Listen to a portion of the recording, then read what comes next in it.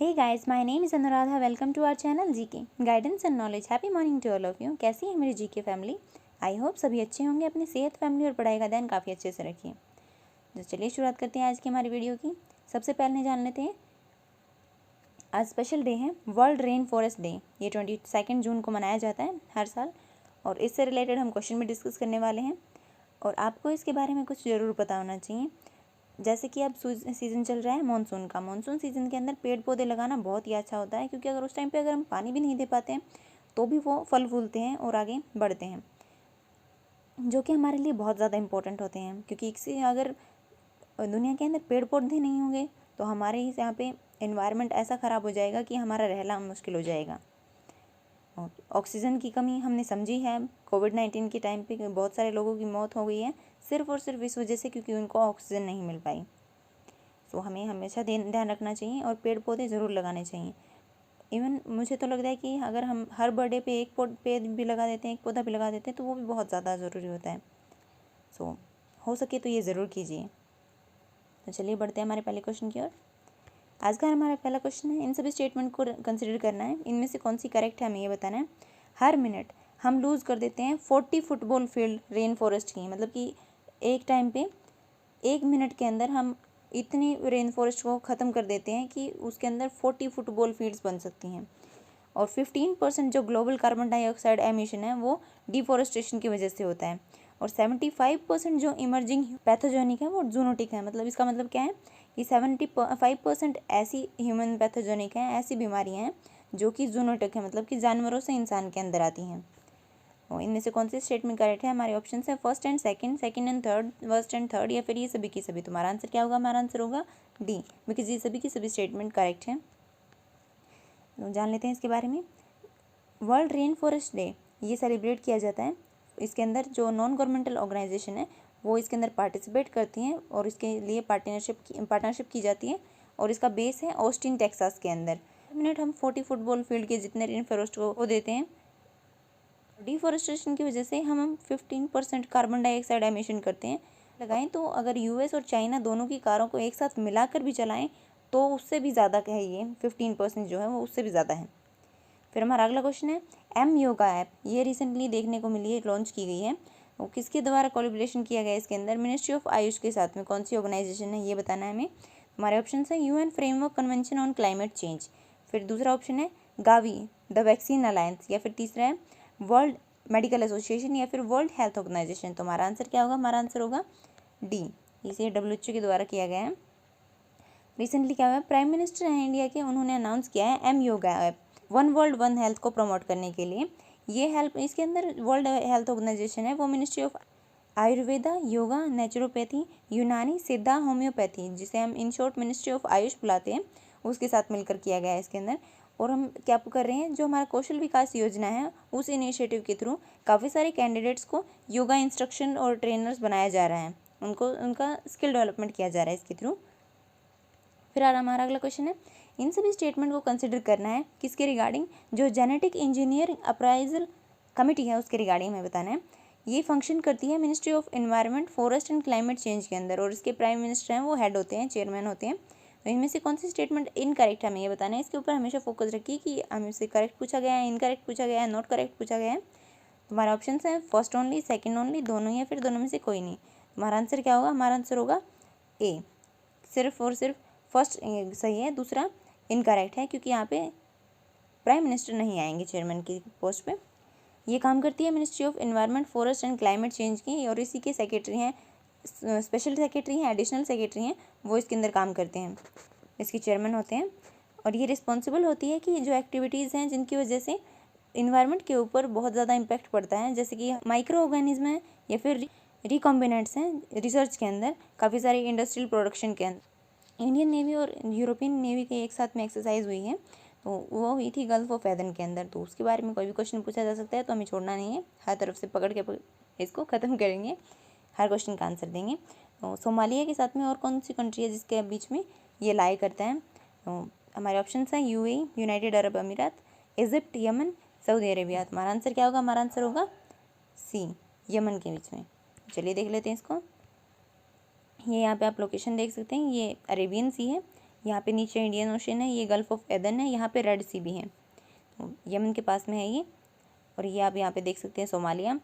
Gulf of Edan है वो located है अरेबियन सी के अंदर, यमन और सोमालिया के बीच में, जो कि कनेक्ट करती है बेब अल महदाब स्टेट को रेड सी के अंदर। इंडियन नेवी और यूरोपियन नेवल फोर्सेस ने एक साथ एक्सरसाइज कंडक्ट किए और इसके लिए ताकि इम्प्रूव किया जा सके ऑपरेशनल इंटर ऑपरेबिलिटी और प्रमोट किया जा सके पीस, सिक्योरिटी और स्टेबिलिटी इसके अंदर।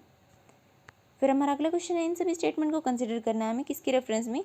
अजीत मिश्रा एक्सपोर्ट ग्रुप, ये अभी बनाया गया है, उसके रिगार्डिंग हमें बताना है इनमें से कौन सी स्टेटमेंट करेक्ट है। ये प्रोवाइड करवाती है टेक्निकल इनपुट्स और रिकमेंडेशन देती है ताकि मिनिमम वेजेस और नेशनल फ्लोर वेजेस हैं उनको फिक्स किया जा सके गवर्नमेंट के द्वारा, और इसका टेन्यूर 3 ईयर्स का होता है। हमारे ऑप्शन है फर्स्ट ओनली, सेकेंड ओनली, दोनों या फिर दोनों में से कोई नहीं। हमारा आंसर क्या होगा? हमारा आंसर होगा सी, बिकॉज ये दोनों की दोनों स्टेटमेंट एकदम करेक्ट है।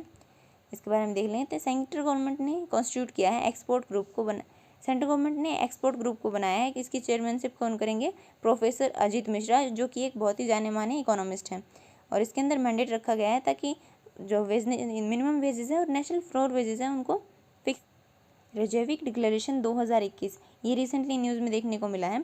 तो हमें बताना है ये किससे रिलेटेड है? ये इंडिजिनियस लोगों की राइट से रिलेटेड है, या फिर मिडिल ईस्ट के अंदर पीस प्रोसेस करवाने से रिलेटेड है, या फिर ये कॉपरेशन है ग्रीन सप्लाई चेन से रिलेटेड, या फिर इसके अंदर एड्रेस किया जा रहा है क्लाइमेट चेंज आर्कटिक रीजन के अंदर।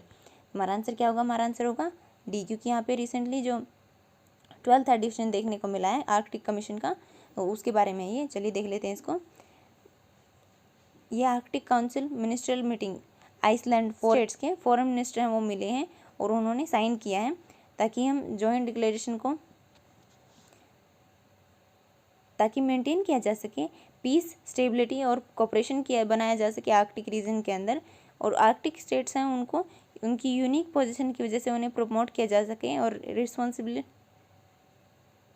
उन्हें प्रमोट करना होगा रिस्पॉन्सिबल गवर्नमेंट के लिए इस रीजन के अंदर, ताकि इसके अंदर जो क्लाइमेट चेंज हो रहा है, क्लाइमेट चेंज क्राइसिस देखने को मिल रहा है, उसको एड्रेस किया जा सके और उसको टैकल करने की कोशिश की जा सके। फिर हमारा अगला क्वेश्चन है मधुबन गाजर, ये रिसेंटली न्यूज़ में देखने को मिली है, ये कौन से स्टेट से रिलेटेड है? मध्य प्रदेश, तमिलनाडु, गुजरात, केरला। तुम्हारा आंसर क्या होगा? हमारा आंसर होगा सी, ये गुजरात से रिलेटेड है। चलिए देख लेते हैं इनको। रिसेंटली प्राइम मिनिस्टर हैं उन्होंने डेडिकेट किया है कि 17 बायो फोर्टिफाइड वेरियस वेराइटीज़ दी गई हैं 8 क्रॉप से रिलेटेड। उसके कुछ एग्जांपल्स हैं जिसके मेनली जैसे कि राइस है, वीट है, मेज़ है, उनसे रिलेटेड है ये। इनके बारे में बात करते हैं। मेन क्रॉप्स होती हैं राइस, वीट, मेज़, उनसे रिलेटेड बात कर लेते हैं। और मधुबन गाजर उनका एक पार्ट है। राइस का है, उसकी वैरायटी का नाम दिया गया है CR धान 315 और इसके अंदर जिंक की मात्रा बहुत ज़्यादा है, बढ़ाई गई है। और वीट है, इसकी वैरायटी क्या है? H1 1633 रिच, ये रिच है प्रोटीन, आयरन और जिंक इसके अंदर देखने को मिलता है। और मेज़, इसके अंदर हाइब्रिड वैरायटीज़ हैं 1, 2 और 3। इसके अंदर लाइसिन और जो ट्राइफोटोफेन है उसकी मात्रा को बढ़ाया गया है, इनरिच किया गया है। और मधुबन गाजर है, ये बायोफर्टिफाइड कैरेट है जो कि वैरायटी है, जिसके अंदर वैरायटी है, ये वैरायटी बेनिफिट पहुंचाएगी 150 लोकल फार्मर हैं जो कि जूनागढ़ गुजरात के उनको। और ये किसके अंदर रीच है? इसके अंदर किसकी मात्रा सबसे ज़्यादा है? बीटा कैरोटीन की। हमारा अगला क्वेश्चन है कालीबंग जिंदा आइसलैंड, ये रिसेंटली न्यूज़ में देखने को मिला है, ये कहाँ पे लोकेटेड है? किसके अंदर लोकेटेड है? मरीन नेशनल पार्क गुजरात के अंदर, भीतरकनिका नेशनल पार्क के अंदर, साइलेंट वैली नेशनल पार्क के अंदर, या फिर पापीकोंडा नेशनल पार्क के अंदर।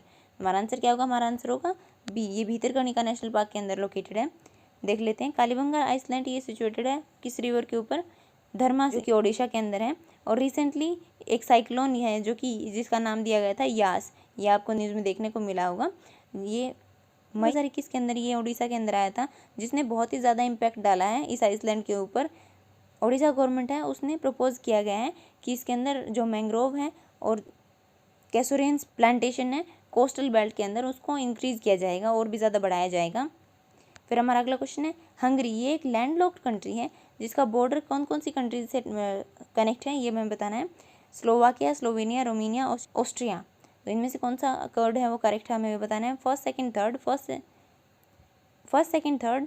फोर्थ, फर्स्ट, सेकंड, फोर्थ, या फिर ये सभी की सभी। तुम्हारा आंसर क्या होगा? हमारा आंसर होगा डी, बिकॉज ये सभी की सभी स्टेटमेंट है वो करेक्ट है।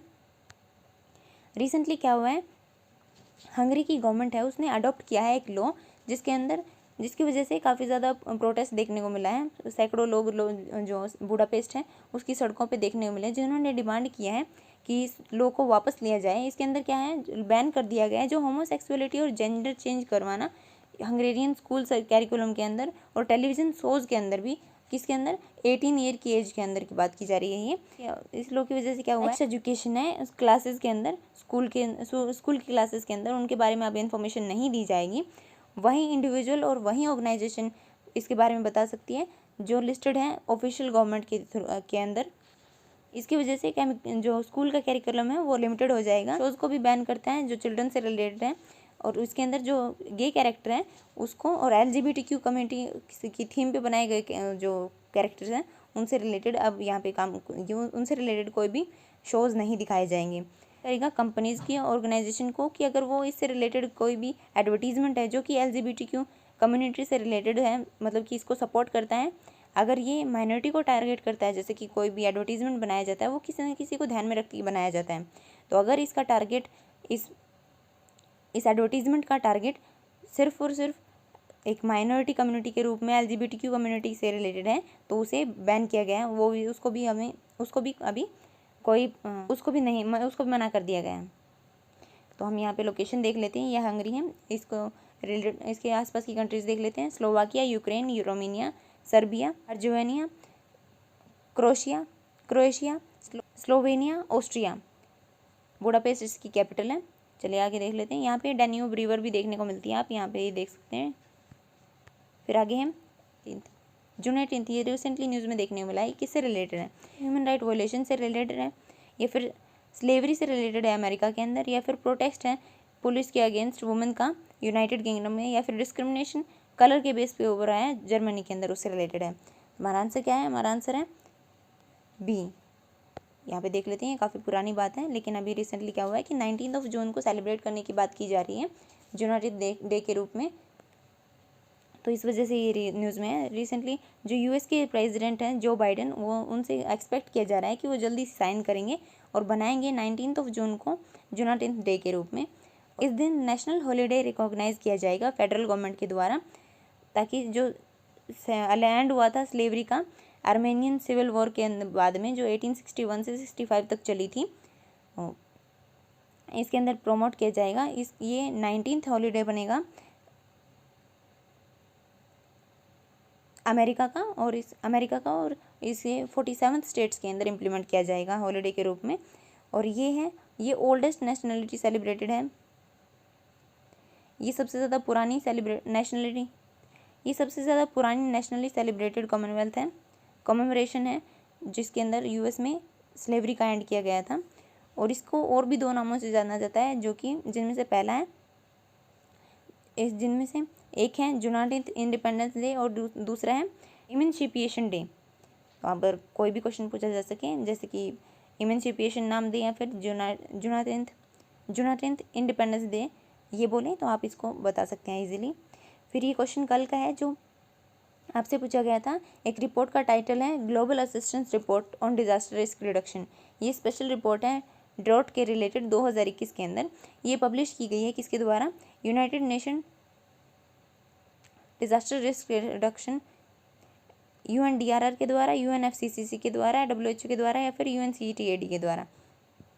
तुम्हारा आंसर क्या होगा? हमारा आंसर होगा ए, ये UNDRR के द्वारा प्रेजेंट की गई है। इसके बारे में देख लेते हैं हम।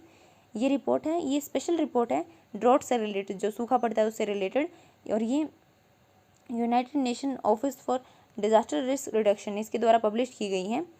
और इसके अंदर जो UN है उसके अंदर क्लाइमेट टॉक होगी, जो कि COP26 के नाम से जानी जाती है। ये नवंबर 2021 के अंदर ग्लासगो में होगी।